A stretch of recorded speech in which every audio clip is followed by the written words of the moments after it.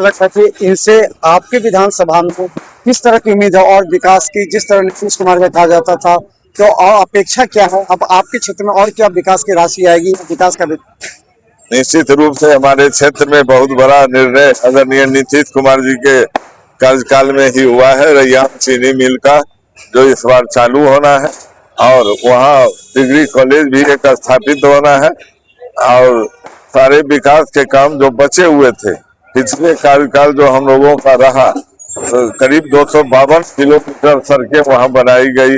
अति पिछड़ी आवासीय विद्यालय का जो 15 वर्षों से निष्क्रिय पड़ा हुआ था, उसमें मैंने फंड दिलवाकर उसको सुशोभित करवाया। आज छात्राएं उसमें, अति पिछड़े समाज की छात्राएं उसमें नामांकित हैं, पढ़ाई कर रही हैं और कई एक स्लुइस गेट्स और कई एक पुल पुलिया का वहाँ पर काम होना है। 5-5 पुल पिछले बार आया है और भी कुछ जरूरी है, जो जैसे कोठिया बाजितपुर में पुल का निर्माण होना अति आवश्यक है।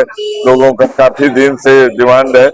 सिरहुली के पास पुल होना है, तो कई ऐसे पुल हैं जो और भी बनने हैं। छतवन पंचायत के अंदर भी पुल की जरूरत है।